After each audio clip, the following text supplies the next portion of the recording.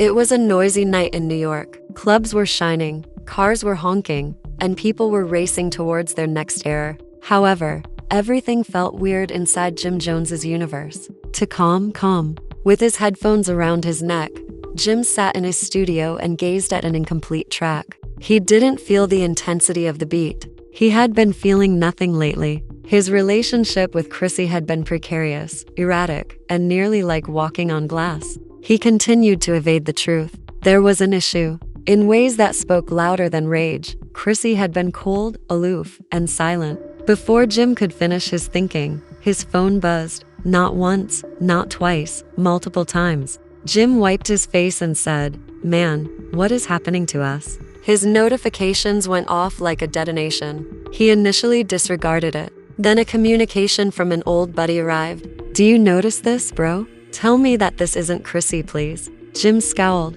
picked up the phone, and unlocked the letter. An unclear photo was attached. It appeared to be a security screenshot from a hotel corridor. A room is filled with two silhouettes. One of them resembled Chrissy. The other, the build, the posture, the cap. It had 50 Cent's exact appearance. Jim's throat clenched, his heart skipping a beat. He zoomed in, pixelated and unsteady, but the shapes were clearly visible. "What the hell is this?" he asked. Chrissy and Strange, going into the same hotel room. Jim blinked vigorously. Perhaps he was seeing things incorrectly due to the studio lighting. He peered once again after rubbing the screen with his sleeve. He said, no way she would do this. Not with him. As if the universe wanted to torment him even more. The image, figures, and nightmare were all the same. One more notification appeared. This wasn't an image. It was a film. Jim paused, trembling his thumb. He then hit play. Most likely taken from across the lobby. It was blurry. The lens tightened. Chrissy entered the room with the same jacket she had on earlier. Head down and hoodie up. 50 Cent strolled alongside her. They spoke in a whisper. Then they both entered a private lift. By themselves. The video was over. Mr. Freeze. Silent. Not yelling. Not furious. That perilous silence in which a man's soul briefly departs his body. Like he had been shot, he reclined in the studio chair and gazed at the wall. Trim 2. Chrissy flashed back to 7 hours prior to the disclosure earlier that evening.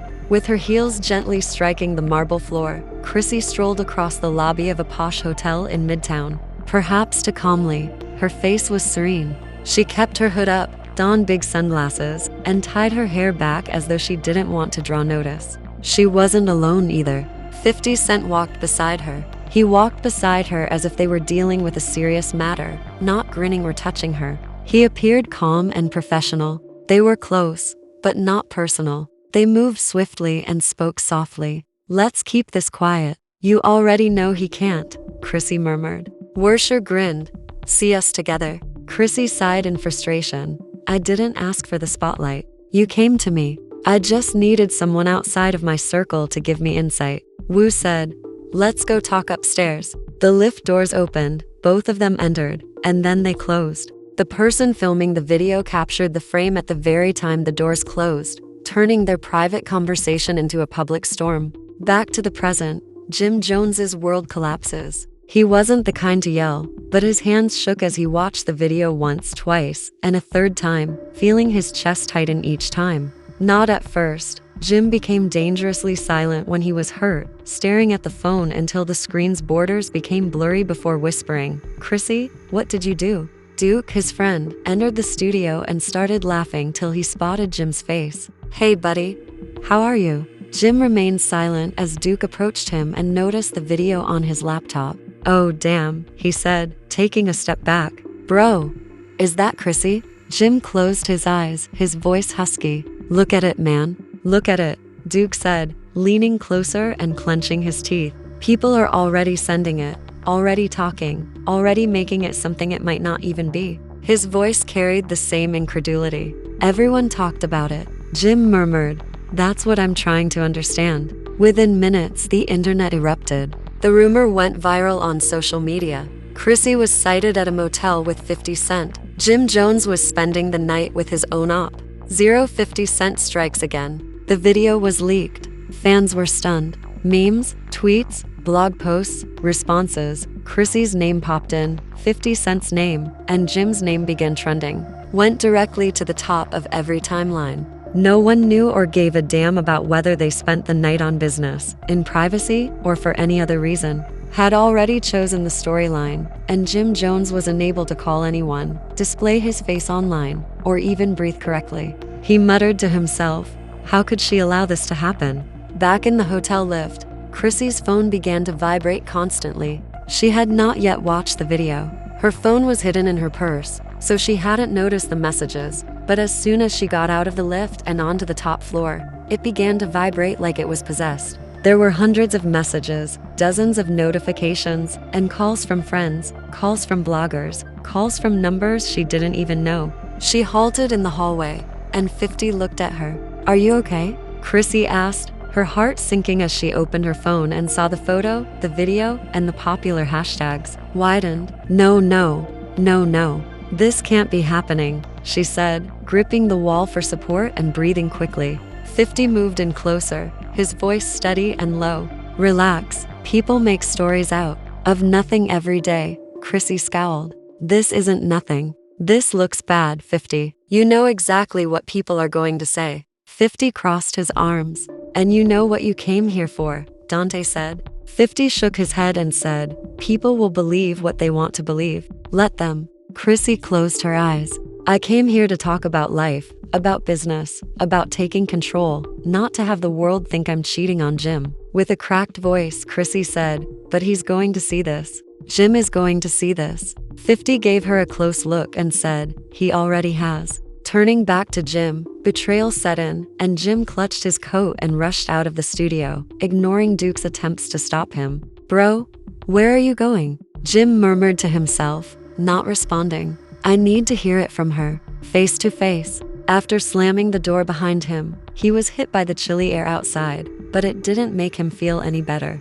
Instead of being angry, Jim was hurt, a different kind of hurt, the kind that changes a man's entire identity. Stood by Chrissy for years, fighting for her, defending her, and openly loving her through drama, disagreements, and the public eye. Now, with 50 Cent of all people, he said as he walked, if this is real, my whole world just ended. Hadn't even fully risen over New York, but the whole city was awake. There was something electric, unsettling, buzzing beneath the surface. News spread quickly in this city, and scandals spread even more quickly. Jim Jones sat silently in his living room, his hands clasped against his knees and his elbows resting on them. Chrissy 50 Cent, the hotel hallway, the hand on her back, the whispered laugh, the smirk, and the mouth as locked on the pause screenshot still glowing on the TV. It didn't matter that the footage was only 10 seconds long or that it contained no explicit content. What mattered was that the world had already decided what would happen.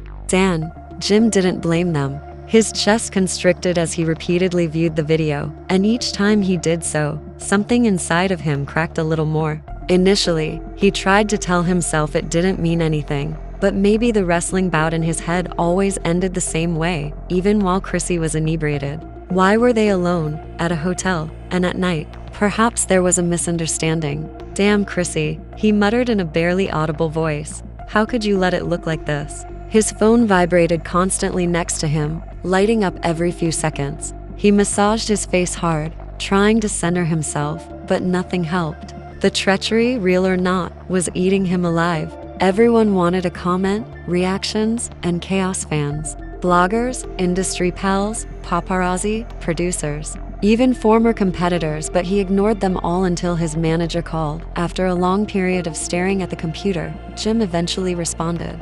Jim, his manager stated in a strained voice, we got to talk right now. I ain't in the mood. Jim murmured, I know you're not, but the internet is blowing up. Jim slumped back and stared at the ceiling as if it held answers, saying, I don't care about the internet. I'm not talking about it. Ain't small. Every outlet is running the story. You trending in 50 states, man. And not in a good way. Look, Jim, I'm referring to your image, your job, and your reputation. You look, the manager paused. You look like you got played. The manager's remarks were sharp, and Jim tightened his jaw. Reiterate, I'm trying to help you right now. You look weak, betrayed, and caught off guard. Watch what you say, then fix the situation. Get Chrissy to talk. Before the narrative began, Jim closed his eyes and said, "I don't even know what to say yet." The manager sighed and quickly came up with a solution. "Because trust me, 50 Cent will say something, and when he does, it's over." Jim hung up without responding. He didn't need the warning because he was aware of 50 Cent's reputation and knew that if he had the chance to provoke, troll, humiliate, or add petrol to a fire, he would do it loudly. Jim got up and started to pace the room while breathing quickly through his nostrils. He could already envision the headlines. 50 Cent makes fun of Jim Jones over the Chrissy hotel issue. 50 trolls once more. "I took your..." He shook his head angrily, saying, no, he wasn't going to let that happen. Not again. Not this time. However, his mind kept returning to Chrissy, wondering where she was. Why hadn't she called? Why hadn't she provided an explanation? He glanced at his phone once more. There were no messages from her, not even a good morning or "we need to talk." He texted her, "Where are you?" There was a silence that stung more than any headline. "We must converse. Call me." There was no answer, and the world became louder the longer she remained silent. Tweets, blogs, videos, edits, memes, everything crashing into each other in a hurricane of noise. Meanwhile, Chrissy was sitting in a makeup room in a different part of the city. Her hands shaking, her eyes red, her breath erratic, and she kept using her sleeve to wipe the screen of her phone, trying to clean nothing but her own reflection. She wasn't crying because she felt bad. Rather, she was crying because she didn't know how to resolve the situation. Because she hadn't anticipated the video going viral. Because she didn't intend for this to turn into a conflict. And because she knew deep down that Jim was in pain. He didn't deserve it. Tasha, her best friend, sat next to her in an attempt to soothe her. "Listen to me, Chrissy. You need to talk to him. He's dying inside." Chrissy shook her head, her voice shaking, saying, "I can't call him right now." Tasha grasped her shoulders and said, "But you didn't sleep with him." Chrissy remained silent for a long time. "Everyone thinks I slept with 50. The comments, the blogs, the hate. I don't even know how to breathe right now." "We didn't, but I wasn't innocent either." Tasha's eyes progressively expanded. Chrissy glanced away, a look of remorse on her face. Tasha muttered, "You must be truthful with Jim." "I know," Chrissy said, tears streaming down her cheeks once more. "I just don't want to lose him." Tasha let out a sharp breath. "Honey, you already lose him by staying silent," Chrissy murmured, covering her face with both hands. Meanwhile, Jim's phone finally buzzed back at his house, alerting him that 50 Cent had uploaded a new video on Instagram.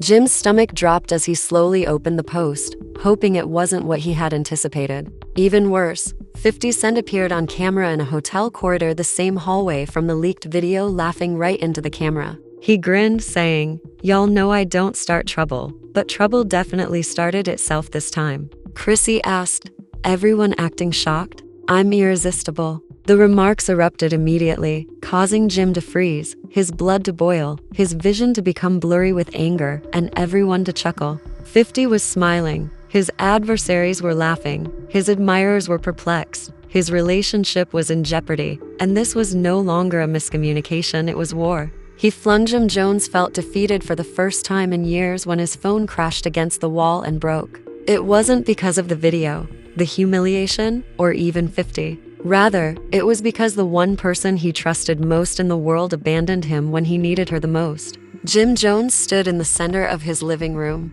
his hands shimmering in the morning light like sharp reminders of how quickly everything had fallen apart. His chest rising and falling like a man trying to contain an explosion, were shook by anger rather than fear. The 50 Cent's video kept playing over and over in his head, each smirk, joke, and insult piercing his pride. When Chrissy didn't respond, he grabbed his jacket and made his way to the door because he couldn't sit here. He shut the door behind him, while Chrissy finally comes to a conclusion. He needed answers, and he needed them now, not when the world was making fun of him, or when he didn't even know the truth. Her buddy Tasha grabbed her suitcase and said, "You ready?" Chrissy wiped her face again, breathing heavily. She had been silent for too long, the storm had become too enormous, and she knew every moment she ignored Jim made her look guiltier. Hiding is not an option. "I'm heading to him," Chrissy said, with a hesitant nod. "I'm forced to." However, reporters were already waiting when they entered the corridor. "Chrissy, did you cheat on Jim with 50 Cent?" Is the hotel footage authentic? Are you heading out, Jim? Did you spend the night with 50? She was assaulted by camera flashes from every angle, voices yelling over one another, and microphones thrust in her way. Face. Chrissy froze, scared, overwhelmed. Tasha pulled her forward, saying, "Don't talk, just move." They pushed through the crowd to reach the car as quickly as they could, but Chrissy's hands were shaking the whole time. The cameras weren't the reason her heart was breaking. Rather, it was because she knew what she had to tell Jim and wasn't sure if he would survive hearing it. When Jim stormed into the music studio where Chrissy usually worked, producers, assistants, and makeup artists looked up as soon as he arrived. Jim asked, "Where is she?"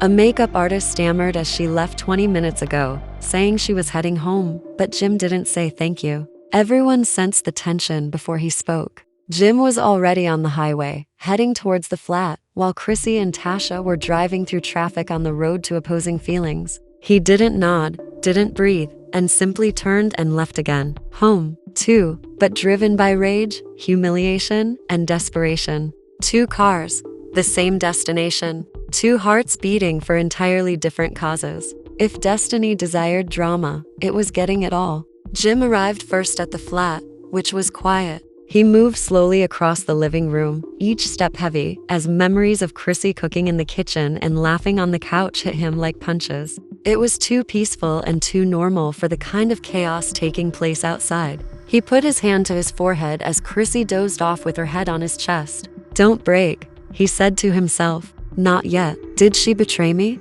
He asked himself as he sat on the side of the bed.